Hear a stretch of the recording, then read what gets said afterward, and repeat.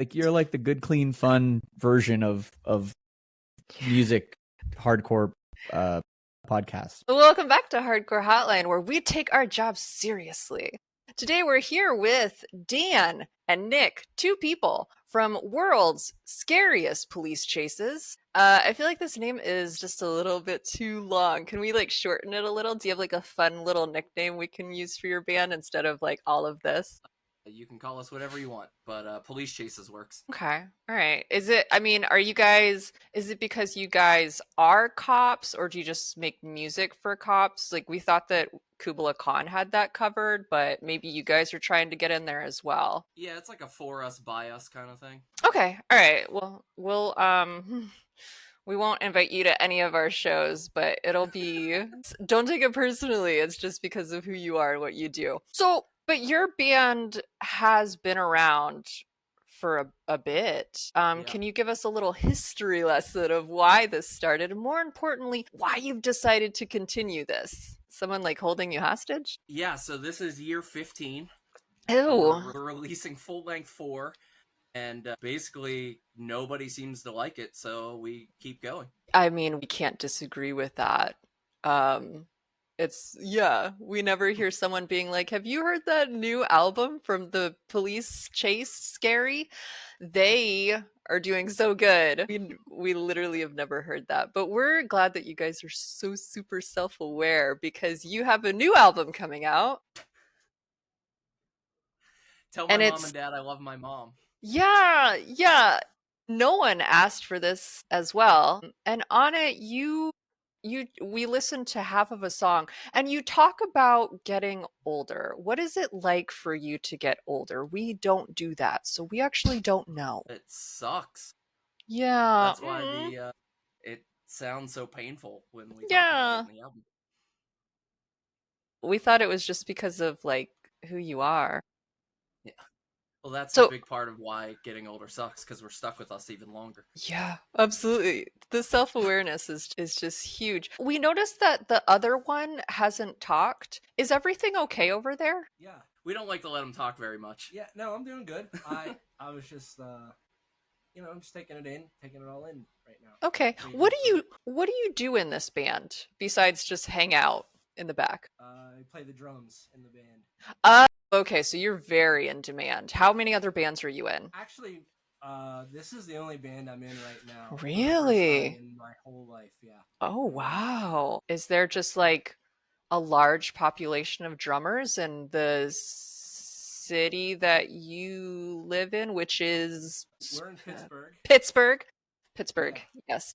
Pittsburgh does have a lot of really good drummers. Okay. So you're not one of them, though? No, I thought I was, but I'm working on it. I'm still working on it.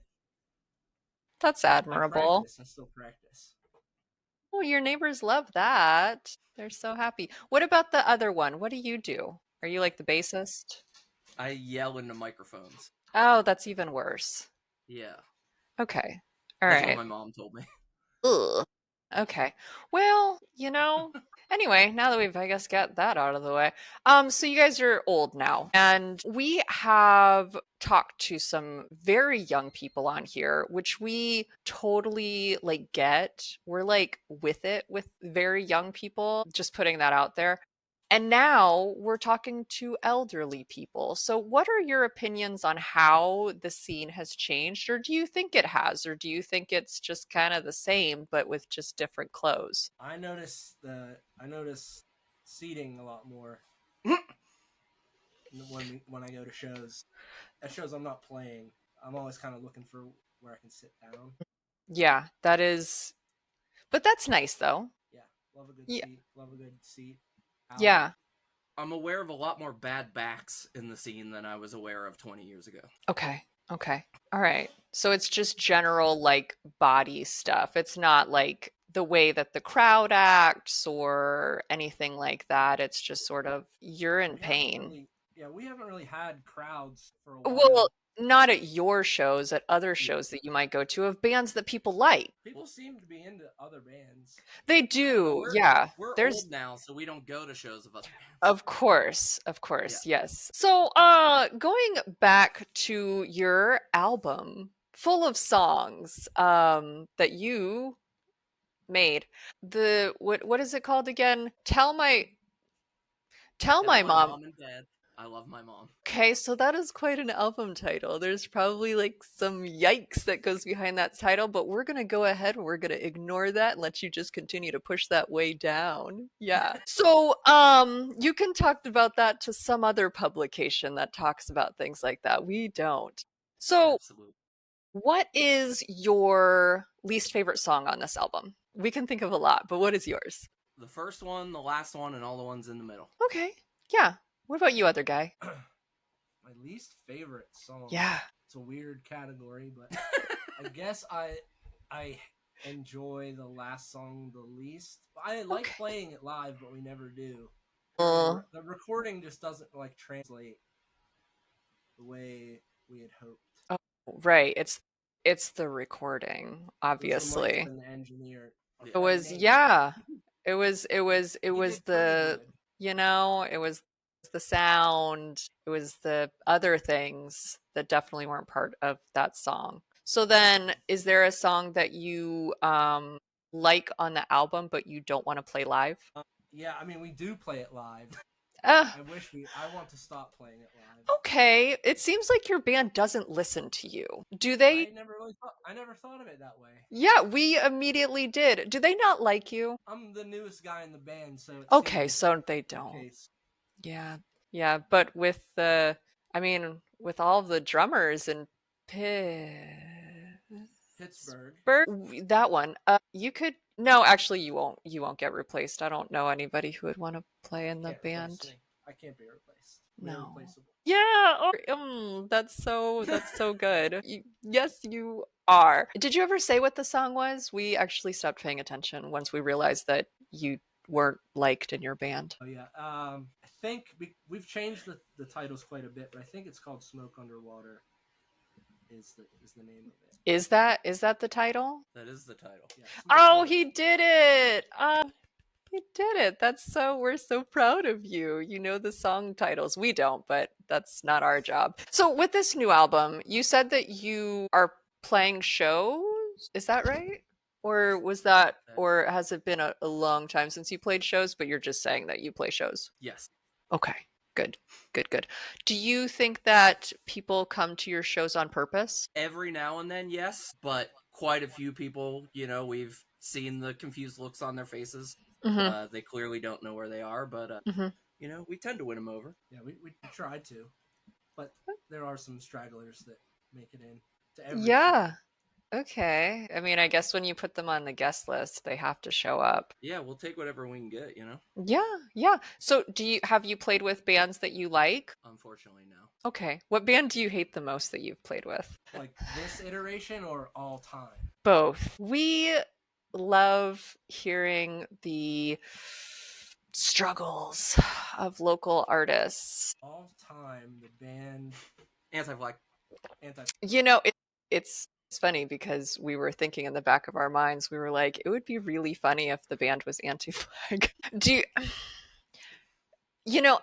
I know we're gonna go off script, and who knows how this little segment will go. Where were you when the news broke, and what were your initial thoughts? We were at band practice, actually, when I noticed all social media was deleted. So we didn't know why yet, but that was when I noticed, like, what the hell was this? Were you guys big fans of theirs beforehand? I had worked at their record label. They put out one of our early full lengths. We've done a couple tours with them. So Yep. Yeah. Right. Yeah. But obviously that was before. Yeah. Yeah. And yeah, we weren't in on the email chain. Oh, about what was going on. Yeah. And that's not, anybody at that time would have jumped at those same opportunities. So we're not trying to like put you guys like, ooh, it's interesting because there are so many emotions that went into finding out that happened and thinking about, what does this mean for our scene, and what does this mean for the people that we interact with, and what does this mean for the musicians that we look up to. So I was just interested to hear your opinions on any of that, if you have any, or if you just don't want to talk about it, that's fine too.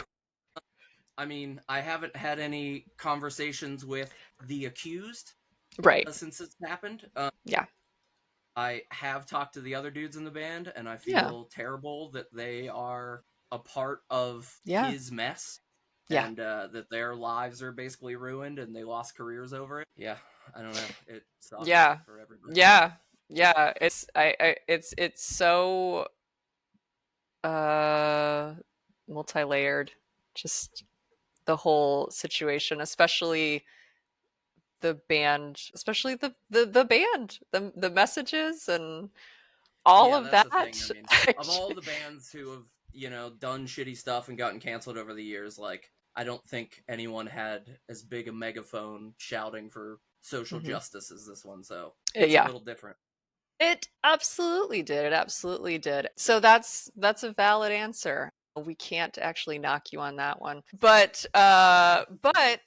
going back to the idea of, is the scene different? Do you think that social media and the way that we get information and everything has changed the scene? Because I mean, when that came out, everyone was able to have an opinion and everybody was able to blast it out there, and the victims were able to have their voices heard very quickly. Whereas before, it was just kind of known in the scene, but not known, if that makes sense. Not that we would know. We're very young. Yeah, I don't know. I think that, social media is obviously good for that, like being able to be someone that might not have a voice or a megaphone and still be able to be heard, but I think it also sucks. I think that a lot of people are allowed to have a voice, but they feel like they're only allowed to have the voice that everyone tells them they're allowed to have. I think a lot of people feel as though they need to fall in line with the company line when it comes to social media. I think the whole idea of like people growing up in these, punk spaces and considering them safe is a problem, like the safe space idea is like, they aren't safe. Clearly, there's people in these scenes that are predators and are using the fact that you think you're safe to victimize you. So, I think that sucks, and that's a problem. I also think young kids don't care as much about punk and hardcore as we did when we were young. So, when I was growing up and I was working with Anti-Flag and stuff, I watched what seemed to be an endless supply of teenagers coming through and getting, Anti-Flag was a definite gateway band for a lot of kids. And you could see that, like, didn't matter how long they were together, there was a constant stream of young kids coming to the shows, getting into it, and then, branching off into different things, whatever. But I don't know. Other than Turnstile, I don't see a lot of young kids at shows. It's very different. It's very different. And we always use social media responsibly. We always are like super normal. The videos we put out never anger men. It would be, we're always just right in line with what people want, and our follower count shows that. So just to say, we're probably the best on the internet. So we'll move on from that because we didn't expect to go there. But these things happen and we just decide where the wind blows, because we're serious journalists who take serious work of our work. So so good. So you guys are playing Fest in Gainesville, and you're playing some other places, but have you played Fest before? We literally don't know. We have played almost every Fest since Fest 9. Gross. I mean, that's amazing. I mean, how could you not love Florida, It's the shining beacon of this wonderful country. Gainesville is such a little pocket, though. It is especially Fest weekend. Especially Fest weekend, yes. It is quite the place. And if you fly into Orlando and drive over to Gainesville, you might get a little day at Disney. Fun! It'll only cost you about $700, but you can use all of the money that you get from Fest to go there. That's what we do every year is we take the money from Fest and we go to Disney as a band. And, we get our new promo photos taken with Mickey. We thought that was it on Main Street, USA. So you continue to play Fest, so you must like it though. It's all right. Okay. What venue? Sorry, go ahead. What venue do you usually play? We've played a bunch. From our first Fest set was at Jeff's Deli, which no longer exists. It does not exist now. No, we've played the Woolly 1982 bar, and what's the place with the Irish bar? Well, what's the place with the backyard? Homewood, Yeah. maybe. No, the place that's behind 5 Star. I don't know why I can't think of the name right now. Yeah. I think it closed, actually. I think it did. Yeah. Oh, yeah, it did. Where are you playing this year? Lucy's. Okay. All right. So you've played every year. We've been for the last few years, and we definitely knew that you were there. Everybody knows. I mean, there's like 300 bands that play, so it's very easy to keep track of everyone. And you're playing other shows at the end of the year? There are people that are similar to us that are doing a Ramones cover set at the University Club on Saturday. Okay. Yep. Okay. Wow, but the Ramones were like so good. They were for their time. Yeah, same. So, I mean, the first pretty good band. They played those 3 chords really well. So, don't mess that up or else the lone Ramone will come after you. So, that's different. Way different. Totally different. Totally cooler. Blonde Ramones. It's like if you ever wanted to know what the Ramones would be like if they were blonde, you can find out now. Now you'll know. Well, you'll have to come to the show to know. University Club on Saturday. That's pretty good. You got to come to the show to know. At the University Club on Saturday. At Fest. In Gainesville, Florida, 2025. And then straight to Disney. And then we'll be at Disney World. Oh, the happiest place on earth. Wish I was at the happiest place on earth right now. Anyway, all right. Well, that's good, I guess. Okay. Well, that's great. Blonde. See, now you can't stop thinking about the Blonde Ramones. It's been 20 seconds and you're like, can't move on from it. Too intrigued. Gotta go to the show for now. Intrigued is a word. Yeah, we're gonna have to do something to get those thoughts out. So, okay, well, you know what? That's fine. Yeah, gosh, golly gee, we're running out of time. Is there anything else that you'd like our incredibly large number of followers to know? Oh, we have a brand new record that's out now anywhere you listen to music. It's called Tell My Mom and Dad I Love My Mom. We will be at Fest. We play Lucy's on Friday. The Blonde Ramones are playing the University Club on Saturday. We are going on tour at the end of November through December from the Northeast down through Texas. If you are in any of those areas, feel free to accidentally stumble into one of our shows. And if you think about it, the Ramones did play a bunch of like surf rock. Had they had blonde hair, they probably would have been even bigger than they were, which they were pretty big. But blonde doing surf rock, to me, works. It works, which is why we're going to try it, actually, which is why we're trying it. And we're also going to go on tour, like Dan said. It is becoming very clear as to why your band members do not like you or listen to you. All right, well, you heard them.